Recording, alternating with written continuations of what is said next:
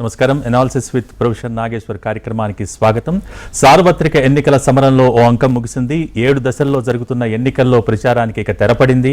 2.5 నెలలుగా నెలకొన్న రాజకీయ సందడి ఇక మూగబోయింది. మైకులు మూతపడ్డాయి, నేతలు తమ నోటికి తాళం వేశారు. ఇప్పటికే 6 దశల్లో ప్రజలిచ్చిన తీర్పు ఈవీఎంలలో నిక్షిప్తం కాగా చివరి దశ ఎన్నికల పోలింగ్ ఎల్లుండి జరగబోతోంది. అలాగే 57 లోక్సభ నియోజకవర్గాలకు జరుగుతున్న ఎన్నికల్లో ప్రధాని నరేంద్ర మోడీతో సహా 598 మంది అదృష్టాన్ని పరీక్షించుకోబోతున్నారు. ఇక ఎన్నికల ప్రచారం సమయం ముగియగానే ప్రధాని మోడీ కన్యాకుమారి వెళ్లారు. అక్కడ వివేకానంద రాక్ మెమోరియల్లో 45 గంటల పాటు ధ్యానం కూడా చేయనున్నారు. మరి 2014-2019 ఎన్నికల ప్రచారం తర్వాత కూడా మోడీ ఇలాగే ధ్యానం కోసం వెళ్లారు. అయితే దీనిపై కాంగ్రెస్ పార్టీ విమర్శలు గుప్పిస్తోంది. ప్రచార సమయం తర్వాత కూడా మోడీ మీడియాలో కనిపించే స్టంట్గా అభివర్ణిస్తోంది. తెలంగాణలో రాష్ట్ర గీతం రూపకల్పనపై కొందరు అభ్యంతరాన్ని చెబుతున్నారు. తెలంగాణ గీతానికి స్వరకల్పన ఆంధ్ర ప్రాంతానికి చెందిన కీరవాణి చేయటాన్ని తప్పుబడుతున్నారు. మరోవైపు ఏపీలో పోస్టల్ బ్యాలెట్ వివాదం హైకోర్టుకు చేరుకుంది. దీనిపై టీడీపీ వైసీపీ మధ్య మాటల యుద్ధం కూడా జరుగుతోంది. ఇటువంటి అంశాలన్నింటిపైన ఈరోజు విశ్లేషణ అందించేందుకు ప్రొఫెసర్ నాగేశ్వర్ గారు నాతో పాటు ఉన్నారు. నమస్కారం నాగేశ్వర్ గారు. మొత్తానికి ముందుగా మనం తీసుకుంటే కనుక తెలంగాణ గీతానికి సంబంధించి, రాష్ట్ర గీతానికి సంబంధించి వివాదం నడుస్తోంది. ఇక్కడ తెలంగాణ గీతానికి కీరవాణి సంగీతాన్ని అందించడానికి సంబంధించి చాలామంది వివాదాస్పదం చేస్తున్నారు. కీరవాణి తెలంగాణ ప్రాంతానికి చెందినవారు కాదని, కీరవాణికి ఎందుకు ఇవ్వాలని, ఇటువంటివి ఏంటి ఈ వివాదాన్ని ఏ విధంగా చూడాలి? ఇప్పుడు తెలంగాణ గీతంలో వ్యాకరణం ఉంటే అది పరవస్తు చిన్నయ్య సూరి ఆంధ్ర అతను గనక తెలంగాణ వ్యాకరణంతో తెలుగు కొత్తగా రచించి తెలంగాణ వ్యాకరణంతో రాయాలని అనలేం కదా. అందువల్ల తెలుగు భాష తెలంగాణ అయినా ఆంధ్ర ఒకటే. భాష సాహిత్యానికి మూలము. రాసిన వ్యక్తి తెలంగాణ కవి. సంగీతం స్వరకల్పన పైన ఇంత వివాదం ఎందుకు? సో తెలంగాణలో రోడ్లు ప్రాజెక్టులు కట్టడానికి ఆంధ్ర కాంట్రాక్టర్లు ఉండొచ్చు. తెలంగాణలో ఆంధ్ర ప్రాంత ప్రజలు లేరా? సో వారిని మేము మా పోరాటం మళ్ళా దోపిడీ చేసే వారితో తప్ప కడుపుకో పట్టుకొని వచ్చిన వారితో కాదు అని చెప్పలేదా? ప్రపంచ తెలుగు మహాసభల సందర్భంగా కేసీఆర్ సన్మానం చేసిన నటులు లెక్క తీయండి. వాళ్ళందరికీ కూడా తెలంగాణ ప్రాంత నేపథ్యం ఉందా, ఆంధ్ర ప్రాంత నేపథ్యం ఉందా? చిరంజీవి, మోహన్ బాబు, బాలకృష్ణ కూడా అనుకుంటాను. సో అందరిని మరి తెలంగాణ నటీనట్లు ఎక్కడ పోయారు? తెలంగాణ వచ్చాక తెలంగాణ నటీనట్లు ఎంతమంది డెవలప్ అయ్యారు? మీరు తెలంగాణ అప్పుడు తెలంగాణ ఉద్యమ సమయంలో ఆంధ్ర వాళ్ళ సినిమాలు కూడా ఆర్డర్ ఇవ్వమని అన్నారా లేదా? సో మరి ఆంధ్ర వాళ్ళ సినిమాలు ఆర్డర్ ఇవ్వలేదు అని అన్నదంతా మాయమైపోయింది కదా. సో మళ్ళీ ఆంధ్ర ప్రాంత నేపథ్యం నటులతో కేసీఆర్ సంబంధాలు బ్రహ్మాండంగా కొనసాగాయి కదా. తెలంగాణ రాష్ట్ర ప్రభుత్వం తెలుగు సభలు పెడితే వాళ్లకు సన్మానం చేసి సత్కరించి అన్ని రకాలు చేశారు కదా. సో అందువల్ల ఈ ఎన్నికల కొరకు, రాజకీయాల కొరకు ఈ వివాదాలు తేవడం వల్ల అర్థం లేదు. సో సంగీతం బాగుందా లేదా అని చూడాలి తప్ప సంగీతానికి, సాహిత్యానికి, చిత్రలేఖనానికి, శిల్పకళకు, ఇలాంటి కళలకు కూడా మన ప్రాంతాలను అద్దలేము. సో అందువల్ల ఆ మాటకొస్తే బంగ్లాదేశ్ జాతీయ గీతాన్ని భారతీయుడు కదా రాసింది. మనం దాన్ని గర్వపడుతున్నాం కదా. భారత సంతతికి చెందిన వ్యక్తి బ్రిటన్లో ప్రైమ్ మినిస్టర్ అయితే గర్వపడుతున్నాం కదా. భారత సంతతికి చెందిన వ్యక్తి అమెరికా ఉపాధ్యక్షులు అయితే గర్వపడుతున్నాం కదా. ఇప్పుడు భారత సంతతికి చెందిన వారు ఎన్ని లక్షల మంది అమెరికాలో ఉంటే మనం ఆనందపడుతున్నాం కదా. సో అందువల్ల ప్రాంతీయ అస్తిత్వం అనేది వివక్షకు వ్యతిరేకంగా ఉండాలి. అభివృద్ధి హక్కులకు సంబంధించిందే ఉండాలి. ప్రతిదాన్ని భావోద్వేగపరమైన అంశంగా మార్చడం అనేది ఉపయోగం లేదు. మీకు ఇది మిలియన్ మార్చ్ సందర్భంగా ట్యాంక్ బండ్ పైన విగ్రహాల పైన కూడా ఇలాగే విరుచుకుపడ్డారు. నేను అప్పుడు ఇక్కడే కూర్చొని ఇది సరైనది కాదు అని విమర్శించాను. కానీ తెలంగాణ వచ్చాక ఎంతమంది తెలంగాణ వైతాళికుల విగ్రహాలు ట్యాంక్ బండ్ మీద 10 ఏళ్లలో పెట్టారు చెప్పమనండి కేసీఆర్. తెలంగాణ వైతాళికుల విగ్రహాలు ఎన్ని పెట్టారు మీరు ట్యాంక్ బండ్లో? అంతకుముందున్న విగ్రహాలని మీరు గురజాడ, శ్రీశ్రీ, జాషువాలకు కూడా ప్రాంతాలు లెక్క పెట్టారు కదా. సో అసలు శ్రీశ్రీ, జాషువా, గురజాడకు ప్రాంతాలను అంటగట్టిన వారు మరి తెలంగాణ వచ్చాక ఎంతమంది తెలంగాణ వైతాళికులకు మీరు సముచిత స్థానం ఇచ్చారో చెప్పండి ట్యాంక్ బండ్ పైన. ఆ లెక్క చెప్తే తేలిపోతుంది కదా, మీరు వెళ్ళి ట్యాంక్ బండ్ చూస్తే అర్థం కాదా? ఆ మాటకొస్తే తెలంగాణలో శ్రీనారాయణ రెడ్డి కోసం ఒక పెద్ద స్మారక కేంద్రం కడతామని ఆ రోజుల్లో కేసీఆర్ ప్రామిస్ చేశాడు ఆయన చనిపోయినప్పుడు. ఎక్కడ ఏర్పడింది, ఎంత బాగా ఏర్పడింది మనకు ఒకసారి చెప్పమనండి. ఒక అద్భుతమైన దివ్యమైన స్మారక కేంద్రం వచ్చిందా? సో అందువల్ల మనకు అసలు జయశంకర్ సార్కి ఏ గౌరవం వచ్చింది నాకు చెప్పండి? ట్యాంక్ బండ్ మీద జయశంకర్ సార్ విగ్రహం ఉందా? నాకు తెలిసినంతవరకు లేదనుకుంటాను. మరి జయశంకర్ సార్ విగ్రహం ఎందుకు పెట్టలేదు ట్యాంక్ బండ్ పైన? దీనికి ఆన్సర్ చెప్పాలి కదా. అసలు తెలంగాణ సిద్ధాంతకర్త అయిన జయశంకర్ సార్ విగ్రహం ఎందుకు పెట్టలేదు? పెట్టమని ప్రతిపక్షాలు అడగలేదు, ఆనాడు తెలంగాణ ఉద్యమంలో పాల్గొన్న సంఘాలు అడగలేదు, ఆ తెలంగాణ ఉద్యమంలో పాల్గొన్న మేధావులు, కవులు, కళాకారులు కూడా అడగలేదు. నేనే చాలాసార్లు అడిగాను, నేను చాలాసార్లు అడుగుతూ వస్తున్నాను. సో అందువల్ల మనకు బేసిక్గా ఈ ఇష్యూను కాంట్రవర్సీ చేసి మళ్ళీ తెలంగాణ అస్తిత్వాన్ని రగిలించి ఓట్లు తెచ్చుకోవాలనే ప్రయత్నంలో భాగమే తప్ప, ఉద్యమకాలంలో మనం చూసాం రోజు లగడపాటి రాజగోపాల్, ల్యాండ్ కోయిల్స్, వక్ఫ్ భూములు, పద్మాలయ స్టూడియోస్, ఎన్కన్వెన్షను, అయ్యప్ప సొసైటీ భూములు, ఇవన్నీ చూసాం. ఏం జరిగినాయవన్నీ తర్వాత ఏమన్నా 10 ఏళ్లలో మనకు వినబడే అవన్నీ ఏమన్నా? సో అందువల్ల ఇది కేవలం సందర్భం. ఇప్పుడు తెలంగాణ గీతాన్ని అసలు మొదటి క్వశ్చన్ అనేది పోనీ ఇప్పుడు కీరవాణి సంగీతం, మీరు తెలంగాణ వారి సరకల్పనలు ఈ 10 ఏళ్లలో ఎందుకు తెలంగాణ గీతాన్ని ఆవిష్కరించలేదు? దానికి ఆన్సర్ ఉండాలి కదా. 10 ఏళ్ళు ఎందుకు ఇంతవరకు తెలంగాణ గీతాన్ని ఎందుకు గుర్తించలేదు కేసీఆర్ ప్రభుత్వం? దానికి ఆన్సర్ చెప్పమనండి. తెలంగాణ వచ్చాక తెలంగాణకు ఒక గీతం ఉండాలి అని ఉద్యమకాలంలో కేసీఆర్ కూడా అన్నాడు కదా, మరి ఇది ఎందుకు పెట్టలేదు? దానికి ఇప్పుడు రసమయ బాలకృష్ణ ఎక్కడో ఆన్సర్ ఇచ్చినట్టు చూశాను. అంటే అందశ్రీ మార్పులకు ఒప్పుకోలేదు. అందశ్రీదే పెట్టమనే రూల్ కాదు కదా. ఓకే, అందశ్రీ మార్పులకు ఒప్పుకోలేదు. ఇంకోటి రాయించండి. నేను తెలంగాణలో కవులు లేరా? మరి ఒక రాయించి మీరు ఎందుకు దాన్ని తెలంగాణ గీతంగా ప్రకటించలేదు? బ్రహ్మాండంగా తెలంగాణ సంగీత విద్వాంసంతోనే సరకల్పన చేసి మీరు పెట్టవచ్చు కదా. మరి దానికి ఎందుకు పెట్టలేదు అన్న దానికి ఆన్సర్ ఉండాలి కదా. అంటే నాగేశ్వర్ గారు, ఇక్కడ ఒక చిన్న పాయింట్ కూడా మీ దృష్టికి తీసుకొస్తున్నాను. ఏంటంటే ఈ రోజున కీరవాణికి ఇవ్వటంలో అంటే విమర్శలు వచ్చినా కూడా మాకు అభ్యంతరం ఏం లేదు, కానీ ఇప్పటికైనా తెలంగాణ సాధించుకున్న తర్వాత, ఆత్మగౌరవ నినాదంతో తెలంగాణ సాధించుకున్న తర్వాత తెలంగాణ కళాకారులను ఎందుకు ప్రోత్సహించరు? ఇలాంటి చారిత్రాత్మకమైనటువంటి సందర్భాలలో వాళ్ళని ప్రోత్సహించవచ్చు కదా వాళ్ళను కూడా అనేది ఒక పాయింట్ రైజ్ చేస్తున్నారు. ఇప్పుడు అసలు అది దానికి మీరు ఎందుకు చేయలే 10 ఏళ్ళు అంటున్నా నేను. ఓకే, మీరు ఇప్పుడు ఈ ప్రశ్న అడుగుతున్న వాళ్ళు 10 ఏళ్ళుగా ఎందుకు చేయలేదు? దానికి ఆన్సర్ చెప్పాలి కదా. అంటే ఇప్పుడు ఈ ప్రభుత్వం చేస్తోంది. సో ఏదైనా కారణంతో తెలంగాణ వారితోనే సరకల్పన చేస్తే బాగుండేది, అభ్యంతరమే లేదు, చేయకూడదని అంటలేను. కానీ కారణాలు ఏదో, నిర్ణయాలు ఏదో, మరి అందశ్రీ ముఖ్యమంత్రి చెప్పింది అయితే ఆయన డిసైడ్ చేసుకున్నాడు. ఎందుకంటే సాహిత్యం అనేది కనుక తన సాహిత్యానికి తగిన విధమైన సంగీతాన్ని ఆయన ఎంచుకున్నాడు. మేము అందశ్రీకి అది వదిలేసాము. ఇది రాజకీయ నిర్ణయం కాదు. ఏ కవి అయితే ఈ గీతాన్ని రాశాడో ఆ కవి ఆ గీతానికి తగిన సంగీతాన్ని ఎంచుకున్నాడు అన్నారు. సో అక్కడికి క్లోజ్ చేయొచ్చు కాంట్రవర్సీని. ఇప్పుడు ఎందుకంటే ఆ కవికి ఆయన సాహిత్యానికి తగిన సంగీతాన్ని ఆయన ఎంచుకున్నాడు. సో దానికి రాజకీయపరమైన అంశంగా ఉండాల్సిన అవసరం లేదు కదా. అట్లంటే ఇప్పుడు నాటుకు ఆస్కార్ అవార్డు వచ్చింది. మరి రాసిన కవి ఏ ప్రాంతము, సంగీతం సమకూర్చిన కవి ఏ ప్రాంతము? మన అందరము సంతోషపడ్డాం కదా. నాటు రాసినటువంటి అతను తెలంగాణ బిడ్డ కదా. మరి సరకల్పన చేసింది ఎవరు? సో మరి అందువల్ల ఎవరి దర్శకత్వంలో ఆ సినిమా, మరి దానికి ఆస్కార్ వస్తే ప్రతి తెలుగువాడు సంతోషపడ్డాం కదా.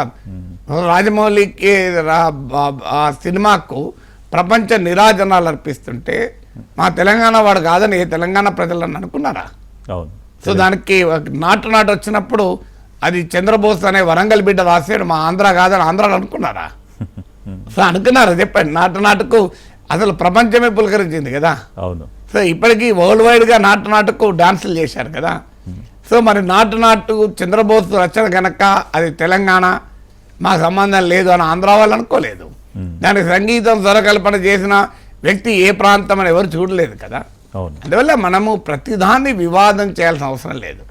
సో ప్రతిదాన్ని వివాదం చేసుకుంటూ పోతే ఎక్కడికి పో, అల్టిమేట్గా ఆ గీతం తెలంగాణ ప్రజలకి స్ఫూర్తి నింపేదిలా ఉందా లేదా ఆ సాహిత్యం తెలంగాణ ప్రశస్త్యాన్ని వేణోళ్ళకి కీర్తించేలా ఉందా లేదా, ఆ సాహిత్యానికి తగిన విధంగా సంగీతం ఉందా లేదా అనేది గనక ఉండగలిగితే సరిపోతుంది కదా.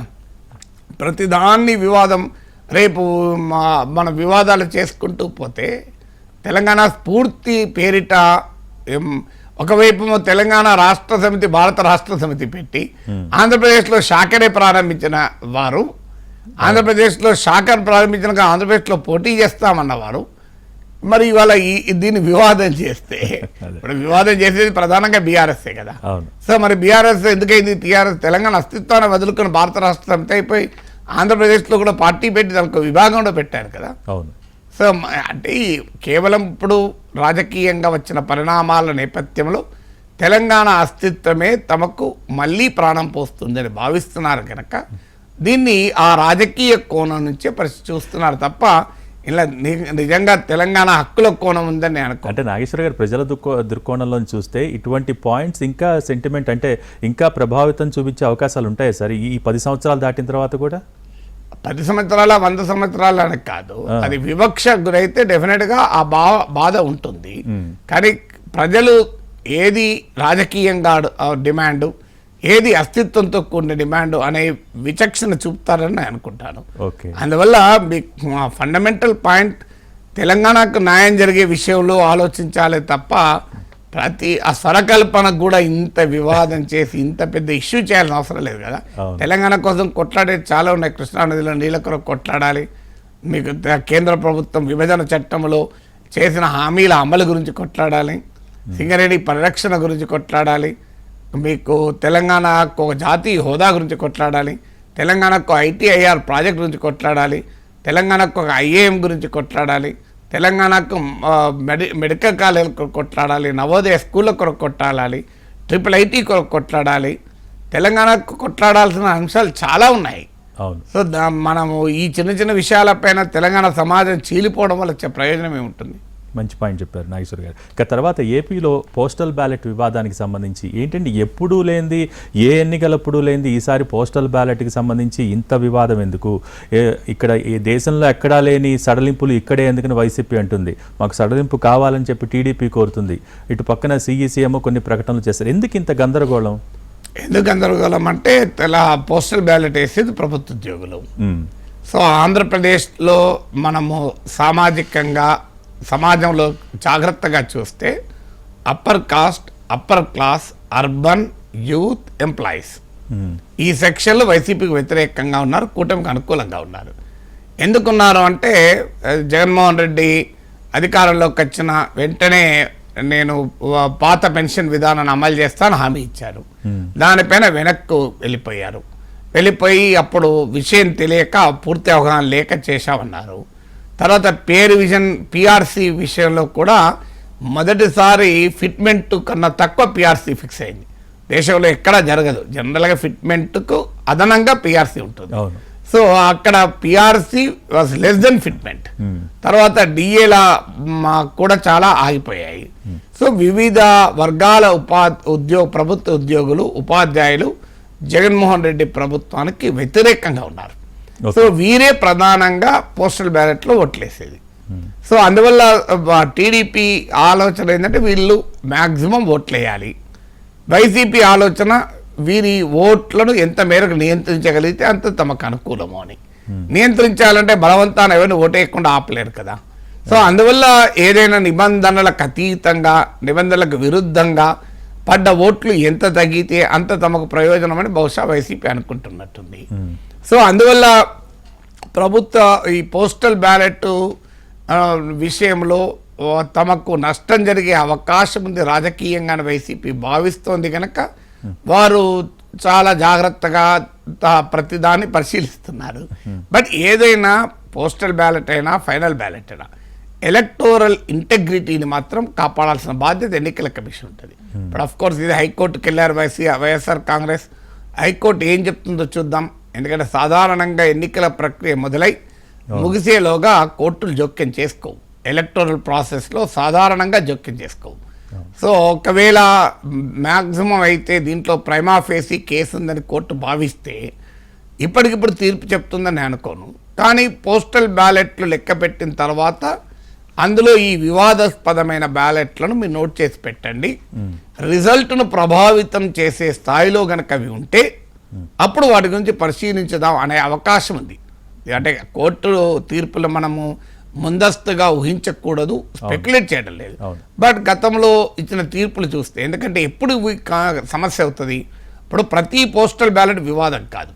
ఇప్పుడు వివాదం ఏంటి, సో సంతకం ఉంటే సరిపోతుంది, సీల్ లేకపోయినా మంచిదే అన్నది సడలింపించారు అని. సో సీలు లేకపోయినా అని ఎందుకు సడలింపించారు అన్నది వైసీపీ ప్రశ్న. సో అలాంటప్పుడు ఏం చేయవచ్చు, చాలా సింపుల్ ఎక్సర్సైజ్. ఏంటి ఎక్సర్సైజ్ అంటే సీలు సంతకము అన్నీ ఉన్నాయి. అంటే అంతకు ముందు ఈ సడలింపుకు ముందున్న నిబంధనల ప్రకారం ఉన్న బ్యాలెట్ పేపర్లు ఎలాగూ ఇబ్బంది లేదు, వాటిని అయితే కౌంట్ చేయొచ్చు కదా, ఎలాంటి ఇబ్బంది లేదు. సో కౌంటింగ్ అప్పుడు నిబంధనల సడలింపుకు ముందున్న పద్ధతిలో ఉన్నటువంటి పోస్టల్ బ్యాలెట్లు నిబంధనల సడలింపు తర్వాత ఉన్న పోస్టల్ బ్యాలెట్ను విడిగా లెక్కేసినాం అనుకోండి, ఓకే, సో మీకు పరిష్కారం చాలా సింపుల్గా దొరుకుతుంది.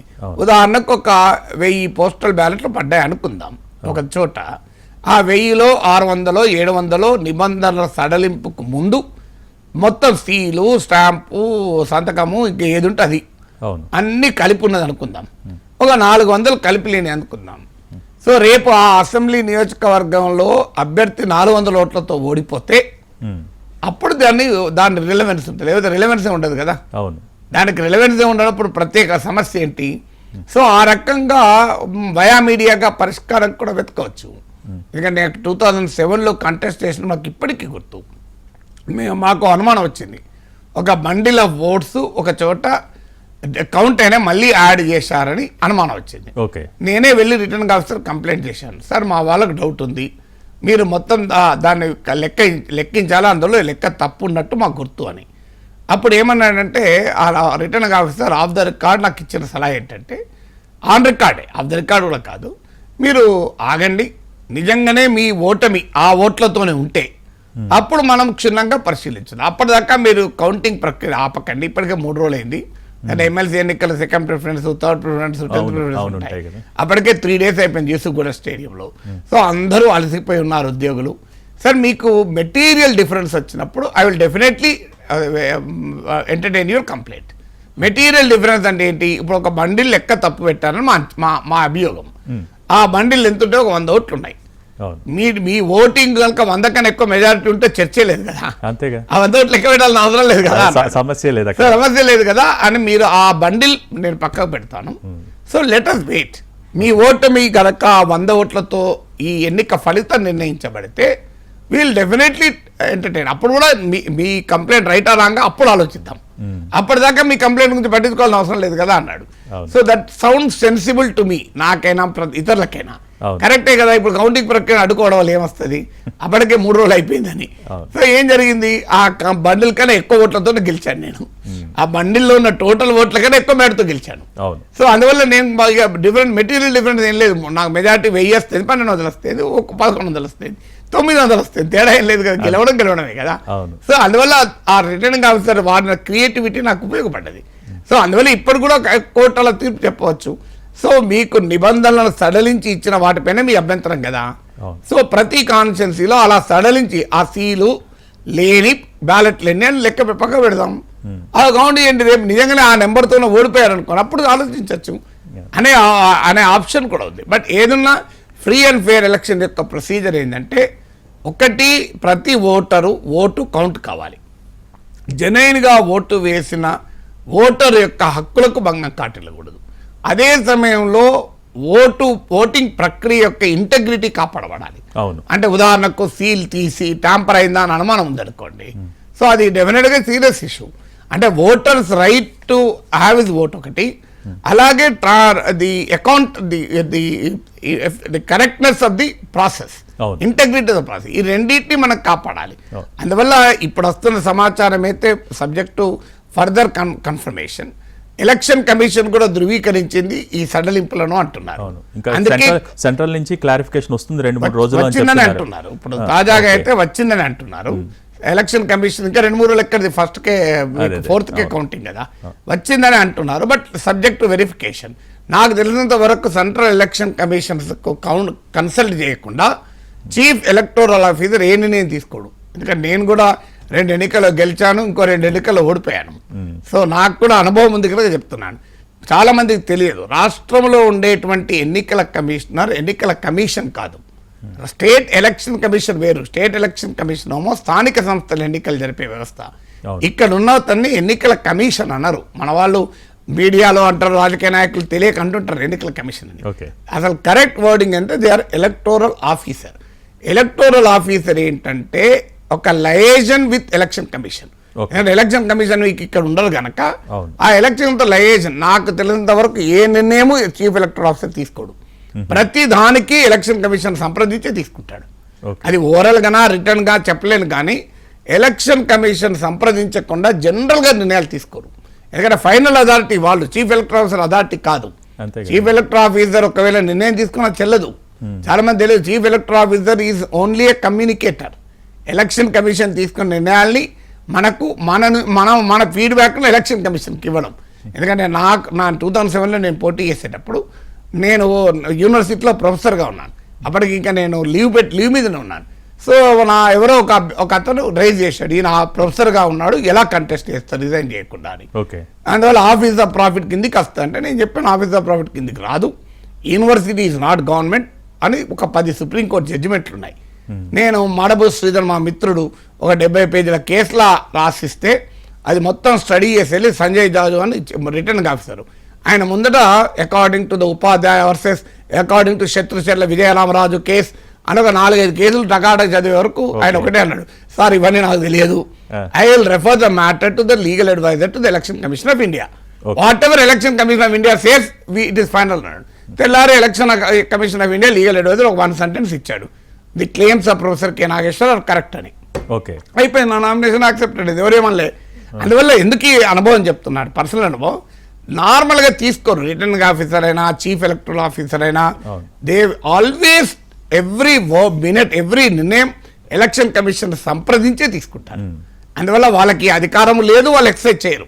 అందువల్ల బహుశా ఎలక్షన్ కమిషన్ సంప్రదించి తీసుకుని ఉండాలి. సంప్రదించకపోయినా still time is there. So అందుకల్లే ఎలక్షన్ కమిషన్ కూడా వైసీపీ పోలీ హైకోర్టుకు పోయిందంటే బహుశా ఎలక్షన్ కమిషన్ కూడా ఆ నిబంధనలు ధృవీకరించింది సడలింపని అనుకోవాలి. లేకపోతే హైకోర్టుకి ఎందుకు పోతారు, ఎలక్షన్ కమిషన్ పోయేవాళ్ళు కదా. లేదు, ఎలక్షన్ కమిషన్ విశ్వాసం లేకపోవచ్చు, ఎందుకంటే బీజేపీ కూటమిలో ఉంది కనుక ఎలక్షన్ కమిషన్ పైన కేంద్ర ప్రభుత్వ ప్రభావం ఉందని. Let court decide. బట్ ఏదైనా ఈ రెండింటిని, సో ఒక ఫ్రివిలస్ రీజన్స్ అంటే అతి అవసరము లేని కారణాల పేరిట ఒక ఓటర్ వేసిన ఓటును రిజెక్ట్ చేయకూడదు. అదే సమయంలో ఓటింగ్ ప్రక్రియ ఇంటెగ్రిటీకి ప్రమాదం రాకూడదు. అంటే ఎవరన్నా ట్యాంపర్ చేయడము, సీల్ లేకపోవడం వల్ల అలాంటి ప్రమాదాలు కూడా ఉండదు. అంటే చిన్న రైజ్ చేసే పాయింట్ ఏంటంటే ఏ స్టేట్కి లేని సడలింపు ఇక్కడ మాత్రం ఎందుకు ఇస్తున్నారనేది ఒక పాయింట్ రైజ్ చేస్తున్నారు. అంటే అది రేపు పొద్దున భవిష్యత్తులో ఈసీ నిబద్ధత మీద ఒక వేలెత్తి చూపించే అవకాశం ఉంటుంది కదా అనేది. అంటే అక్కడ మనకు అర్థం కావాల్సింది ఏంటంటే ఈ ఎలక్షన్ కమిషన్ ఆంధ్రప్రదేశ్ స్పెసిఫిక్ సడలింపు ఇచ్చిందా, లేదా ఆంధ్రప్రదేశ్కు సంబంధించిన ఎలక్టరల్ ఆఫీసర్ క్లారిఫికేషన్ అడిగితే ఇచ్చిందా? ఈ రెండు తేడాలి. రెండింటి మధ్య చాలా తేడా ఉంది. ఇప్పుడు అనేక నిబంధనలు ఉంటాయి ఎలక్షన్ లాలో. సో మనం ఇక్కడ ఎవరన్నా రైజ్ చేసి క్వశ్చన్ అడిగారు అనుకోండి, ఆ సడలింపు ఇస్తారు, ఆ వివరణ ఇస్తారు. సడలింపు అని చెప్పలేము, అది ఇట్ మేబీ ఏ క్లారిఫికేషనా లేదా రిలాక్సేషన్, రెండింటి మధ్య తేడా ఉంది.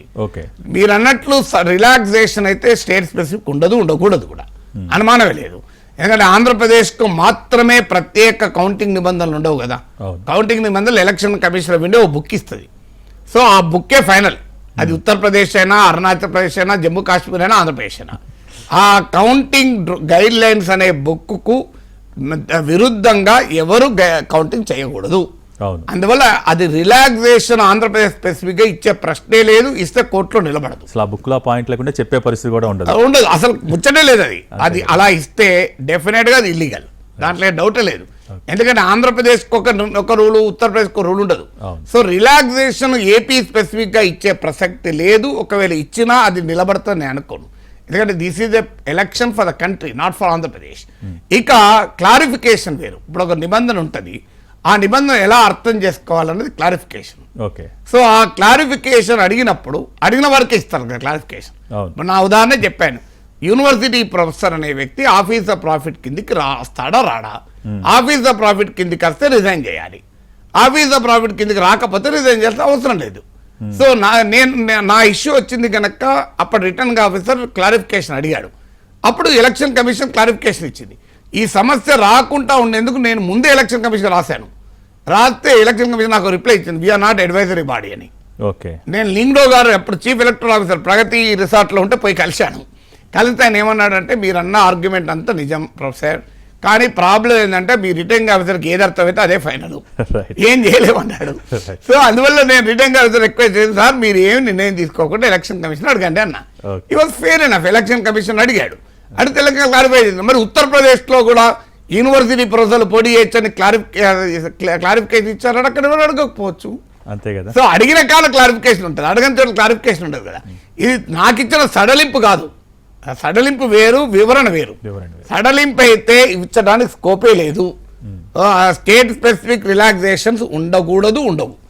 కానీ స్టేట్ స్పెసిఫిక్ క్లారిఫికేషన్ ఉండొచ్చు. అంటే ఒక రూలు పైన డౌట్ వచ్చినప్పుడు వివరణ అడుగుతా, వివరణ చెప్పచ్చు. ఇప్పుడు ఉదాహరణకు సీలు లేకపోయినా ఎలో చేయండి అని ఆంధ్రప్రదేశ్కు మాత్రమే ప్రత్యేకంగా ఎలో చేస్తే I don't think it will stand in the court of law. ఎందుకంటే అది చట్ట విరుద్ధం. ఎట్లా చేస్తారు ఒక స్టేట్కు? కానీ ఎవరన్నా అడిగారు అనుకోండి, ఈ అనుమానం ఇంకెక్కడ రాకెక్కడే వచ్చింది అనుకో వాళ్ళకు. మరి ఇక్కడ మా సీల్ లేకపోతే కొన్ని కవర్లు ఉన్నాయి, సీల్ వేయలే, ఆ తొందరలో వేయలేదు, ఆ కారణం తెలియదు, సంతకం ఉన్నది, సీల్ లేదు. మరి ఏంటి అని ఎలక్షన్ కమిషన్ అడిగితే సీల్ అవసరం లేకపోయినా ఇలా చేయండి అని క్లారిఫికేషన్ చేయొచ్చు. That is clarification, not relaxation. అందువల్ల మన దగ్గర రాజకీయ పార్టీలు ప్రధాన్ని గందరగోళం చేస్తాయి. సో అన్నిటికీ గందరగోళం చేయకూడదు, స్పష్టత ఉండాలి కదా. సో రిలాక్సేషన్ ఈజ్ అనేది ఏపీకి స్పెసిఫిక్గా ఉంటే అది చట్ట విరుద్ధమే, ఏపీ స్పెసిఫిక్ క్లారిఫికేషన్ ఉంటే ఉండవచ్చు, అది తేలాలి. మొత్తానికి ఎన్నికల ప్రచారం ముగిసింది. ప్రధాని మోడీ కన్యాకుమారి వెళ్లారు. ఈరోజు అక్కడ వివేకానంద రాక్ మెమోరియల్లో 45 గంటల పాటు ధ్యానం కూడా చేయబోతూ ఉన్నారు. సో సేమ్ యాజ్ 2014, 2019 ఎన్నికల ప్రచారం తర్వాత ఏ విధంగా అయితే చేశారో ఇప్పుడు కూడా అలాగే ధ్యానం చేశారు. కానీ ఇప్పుడు ప్రతిపక్షాలు చెప్తుందంటే ధ్యాన ముద్రలో మోడీ కూర్చోవటం అనేది ఇది కూడా ప్రచారం అయిపోయిన తర్వాత ఒక ఎన్నికల స్టంట్ అనేది అభివర్ణిస్తూ ఉన్నారు. ఏంటి సార్, ఏ విధంగా అనుకోవచ్చు? అంటే ఎన్నికల ఈ ప్రచారం ముగిసిన తర్వాత సైలెంట్ పీరియడ్ అంటారు. సో మోడీ టెక్నికల్గా సైలెంట్గా ఉన్నాడు. సైలెంట్ పీరియడ్ అంటే అర్థం ఏంటంటే ప్రచారం ఏ రకమైన ప్రత్యక్ష పరోక్ష ప్రచారం ఉండకూడదు అని. సో అందువల్ల కానీ టెక్నికల్ చూస్తే సైలెంట్ పీరియడ్గా నేను సైలెంట్గా ఉన్నాను అంటాడు కావచ్చు మోడీ. పోనీయండి, ఈ ధ్యానం చేస్తే కనీసం ఈ 45 గంటల పాటు ముస్లిము, ముజ్రా, మంగళసూత్ర ఈ గోల ఉండదు కదా. సంతోషం, ధ్యానం చేయడం తప్పు కాదు. కానీ what is private activity, what is public activity, ఈ రెండింటి మధ్య ఒక తేడా ఉండాలి. సమస్య ఏంటంటే మన దగ్గర సమాజంలో పొలిటికల్ ఎస్టాబ్లిష్మెంట్ ఏంటంటే ప్రైవేట్ యాక్టివిటీ కూడా పబ్లిక్ యాక్టివిటీగా మార్చేస్తున్నారు. ఇప్పుడు ప్రైమ్ మినిస్టర్ ధ్యానం చేయడం అభ్యంతరం ఏమున్నది, కానీ ధాన్యం కూడా లైవ్ టెలికాస్ట్లు ఉంటే టీవీ కెమెరాల ముందే ధ్యానం ఉంటే ధ్యానం అవుతుందా? ధ్యానం అంటేనే ఈ రకమైన మన చుట్టూ ఉన్న ప్రపంచం నుంచి ఒక ప్రశాంత చిత్తతతో మనసు లగ్నం చేసి భగవంతునిలో లగ్నం చేసి ఉండడం. సో మళ్ళీ టీవీలో గోలేంటి, పత్రికలో ఫోటోలో గోలేంటి, ఈ వీడియోలో గోలేంటి, యూట్యూబ్లో గోలేంటి అనేది ఆలోచించాలి కదా. కానీ నరేంద్ర మోడీ ప్రత్యేకత ఏంటంటే ఆయన ఏం చేసినా ఆయన పాపులర్ ఇమేజ్ కన్స్ట్రక్షన్కు లింక్ అయ్యే చేస్తారు. మీరు ఆయన తల్లి కాళ్ళు కడిగినా టీవీ కెమెరాలో వచ్చేదా కడగలే, మీరు గమనిస్తే. ఈవెన్ వీడియోలు కూడా వచ్చాయి, కారులోనే కూర్చొని ఉన్నారు, టీవీ కెమెరాలో వచ్చాకనే కారు దిగాడు, అప్పటిదాకా ఏదో కారులోనే పని చేసుకుంటున్నారని కూడా విమర్శలు వచ్చాయి. బట్ అదెంత నిజమో నాకు తెలియదు. కానీ సో కాళ్ళు కడిగినవి కూడా టీవీ కెమెరాలు ఎందుకు కవర్ చేయాలి, పేపర్ ఎందుకు కవర్ చేయాలి? ఇప్పుడు మన ఇంట్లో మనము అమ్మకు సేవలు చేయమా? సో ఆ సేవలు చేసుకునేది కూడా ఫేస్బుక్లో పెట్టుకుంటామా, యూట్యూబ్లో పెట్టుకుంటామా? ప్రతి కొడుకు, ప్రతి బిడ్డ, ఎవరైనా దాదాపు అందరూ, ప్రతి అని చెప్పలేను కానీ తన తల్లిదండ్రుల సేవలు చేయడంలో ఆనందం ఉంటుంది కదా. సో అందువల్ల ఆ తల్లికి చేసే సేవలు, అది కాళ్ళు కడగచ్చు, కాళ్ళు పట్టచ్చు, లేదా ఇంకో రకంగా సహకారం చేయొచ్చు. అవి ఏవి చేసేది ఆ అమ్మ మీద ప్రేమతో చేస్తాను తప్ప దానికి యూట్యూబ్లో వ్యూస్ రావటానికో, ఫేస్బుక్లో లైకులు రావటానికో, ప్రజలు నా మాతృభక్తులు చూసి జేజేలు పలకడానికో నేను చేయకూడదు. అది ఎప్పుడు కూడా చేయకూడదు. కానీ సాధారణంగా నరేంద్ర మోడీ నేను ఆయన అలా చేయలేదు, జనము ఉన్నారు. మీరు అమ్మకాళ్ళు కడగడానికి పోతున్నప్పుడు మీడియాకి చెప్పకపోతే ఎందుకు పోతారు వాళ్ళు ఎట్లా తెలుస్తారు? మీరు తల్లికాళ్ళు కడగడానికి పోతున్నారని చెప్పి టీవీ ఛానళ్ళకి ఇన్ఫర్మేషన్ ఉంటేనే కదా టీవీ ఛానల్ వచ్చేవి. మీరు ఇంటికి ప్రైమ్ మినిస్టర్ ఎంబడి ప్రతి క్షణము టీవీ కెమెరా ఉండవు కదా. అందువల్ల that is a part of political construct of Modi success ఫార్ములాలో అదొకటి. ఆయన ఒక చెయ్యి ఊపినా దాని వెనకాల ఒక పెద్ద ప్రయత్నం, పెద్ద వ్యూహం ఉంటుంది. సో మీరు అందుకే చూడండి, మన రామాలయానికి కూడా సదరన్ ఇండియా పుణ్యక్షేత్రాలు తీర్థాలకే తిరిగారు. దానికి కూడా లింక్ ఏంటి? సౌత్ ఇండియాలో బీజేపీ పెరగదలుచుకుంది. ఎందుకంటే నార్త్ వెస్ట్లో బీజేపీకి సాచ్యురేటెడ్గా సీట్స్ వచ్చాయి కనుక ఇక ఏమున్నా ఉంటే నార్త్ అండ్ వెస్ట్లో తగ్గుతాయి. సో ఆ తగ్గేదాన్ని ఈస్ట్ అండ్ సౌత్తో కంపెన్సేట్ చేసుకోవాలి. అందుకే మీరు ఆంధ్రప్రదేశ్లో లేపాక్షికి వెళ్ళారు, ధనుష్కోడికి వెళ్ళారు, రామేశ్వరం వెళ్ళారు, మొత్తం సౌత్ ఇండియాలో మీరు గమనించండి. అసలు కంప్లీట్లీ సౌత్ ఇండియాలోనే ఎందుకు పర్యటించారు అంటే ఆ రామాలయానికి ప్రాణప్రతిష్టకు తీసుకెళ్లే ఏ నది, ఏ పుణ్యక్షేత్ర దర్శనం, ఏ పుణ్యతీర్థ జలాన్ని తీసుకెళ్లాలన్నది కూడా రాజకీయ ఒత్తుగడలకు లింక్ అయి ఉంటుంది. అందుకే మీకు సౌత్ ఇండియా స్పెసిఫిక్గా పనిచేశారు. చేసేటప్పుడు కూడా మీరు చూడండి, ఆ విజువల్ చూస్తే అలా సముద్ర ఒడ్డున మోడీ ఒక్కడే నడుస్తూ ఉంటాడు. ప్రైమ్ మినిస్టర్ అలా నడుస్తాడు ఎక్కడన్నా? ఎంత సెక్యూరిటీ ఉంటుంది, ఎంత మనుషులు ఉంటారు.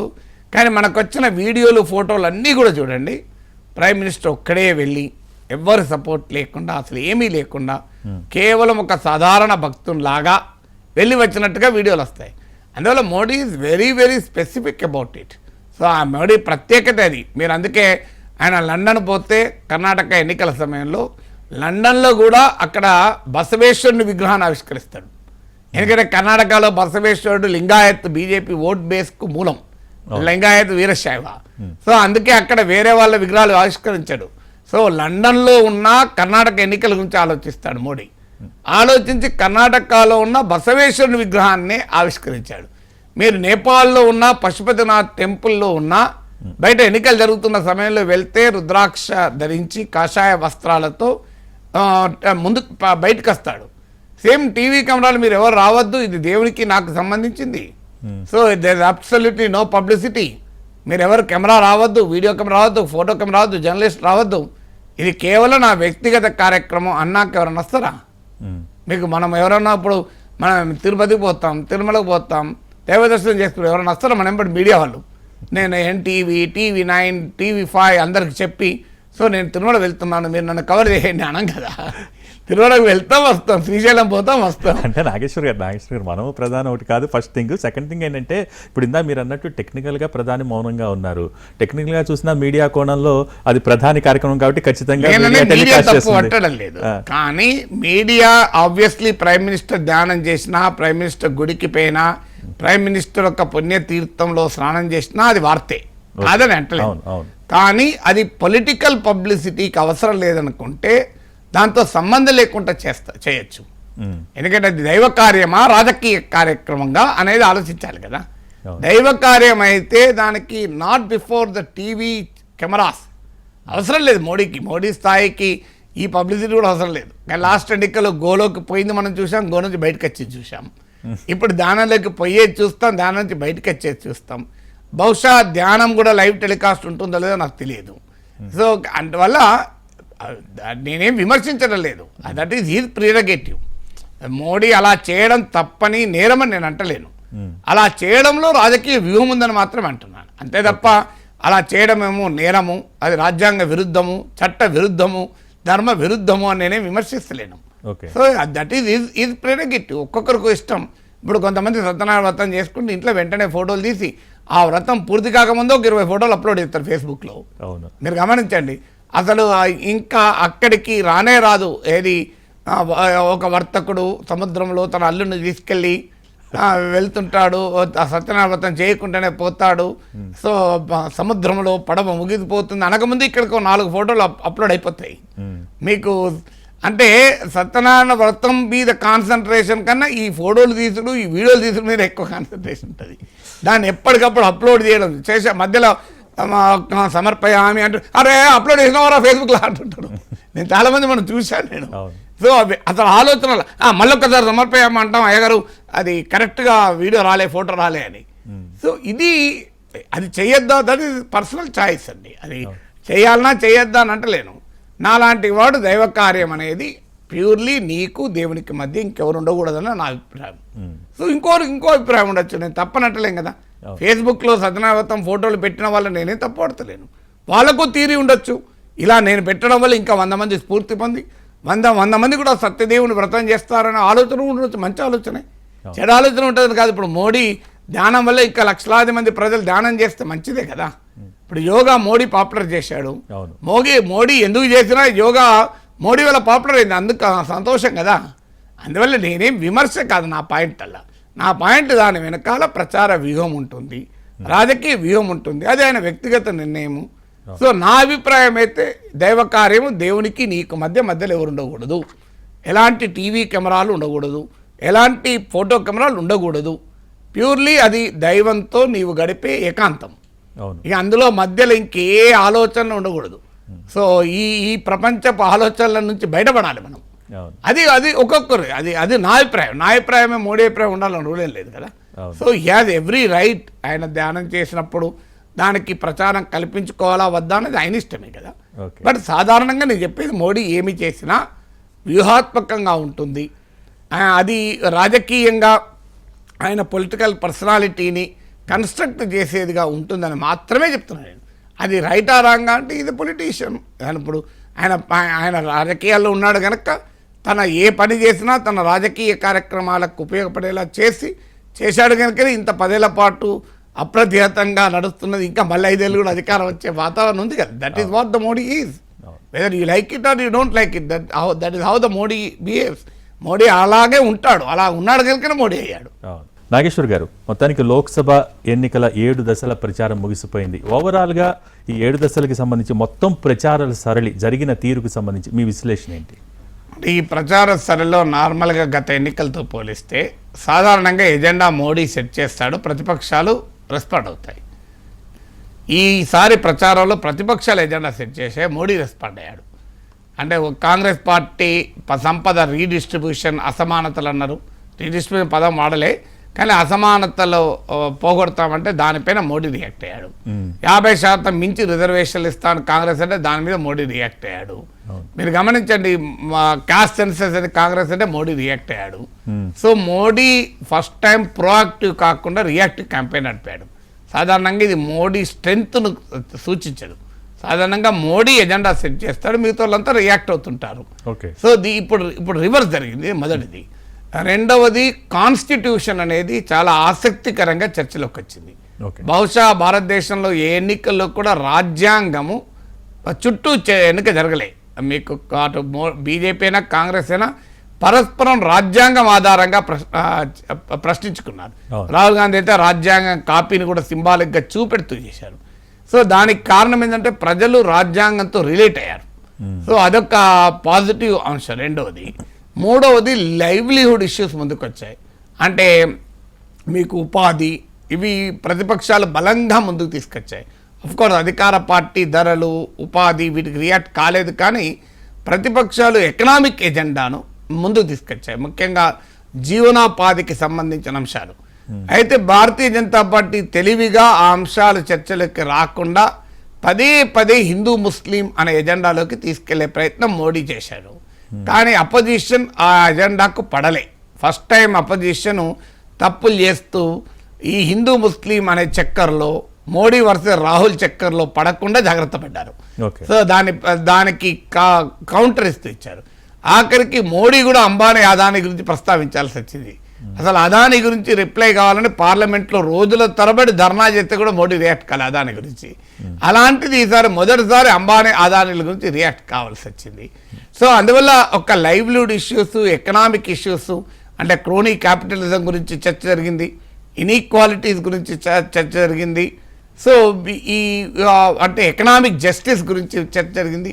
ఇవి పాజిటివ్ అంశం. ఇక నాలుగవది, ఫండమెంటల్గా ఒక ప్రధానమంత్రి 10 ఏళ్ల పాటు ఉన్న ప్రైమ్ మినిస్టరు తన 10 ఏళ్ల పాలన పైన రెఫరెండంగా మార్చాలి. అది మేక్ ఇన్ ఇండియా కావచ్చు, digital India, so make in India అనే వస్తుంది ప్రచారంలో అనుకుంటే ముస్లిం ముద్రాలు వచ్చాయి, మంగళసూత్రాలు వచ్చాయి, కానీ మేక్ ఇన్ ఇండియా రాలే. మీకు make in India, Swasth Bharat, digital India, startup India మీకు ఏవి రాలే, ఇవన్నీ జన్ధన్. సో మీకు విచిత్రమైన ఆఖరికి భారతదేశం సంబంధించిన ప్రజలకు సంబంధించిన ఇష్యూస్, పాలనకు 10 ఏళ్ల మోడీ పాలనకు సంబంధించిన ఇష్యూస్ ఏవి చర్చకు రాలే. That is a very unfortunate thing. తర్వాత పర్సనల్గా అభ్యంతరకర స్థాయికి వెళ్ళి విమర్శించుకున్నారు. సుప్రీంకోర్టే చెప్పింది కదా, బెంగాల్లో తృణమూల్ కాంగ్రెస్కి వ్యతిరేకంగా బీజేపీ ఇచ్చిన అడ్వర్టైజ్మెంట్ల పైన సుప్రీంకోర్టు ఒక దేశాన్ని పాలించే అధికార పార్టీకి సూటిగా చెప్పింది, మీ అడ్వర్టైజ్మెంట్స్ ఆర్ డిస్పరేజింగ్, ఇది అవమానకరంగా ఉన్నాయి, రైవల్స్ కానీ మీరు ఎనిమీస్ కాదు, ప్రత్యర్థులు కానీ మీరు శత్రువులు కారు అని సుప్రీంకోర్టు ద రూలింగ్ పార్టీని ఉద్దేశించి ఫస్ట్ టైం అన్నారు. ఎన్నికల కమిషన్ దేశ స్వాతంత్ర అనంతర చరిత్రలో మొదటిసారి ప్రధానమంత్రిని తప్పుపట్టింది. తప్పుపడుతూ భారతీయ జనతా పార్టీ అధ్యక్షుడు జేపీ నడ్డాకు నోటీస్ ఇచ్చారు.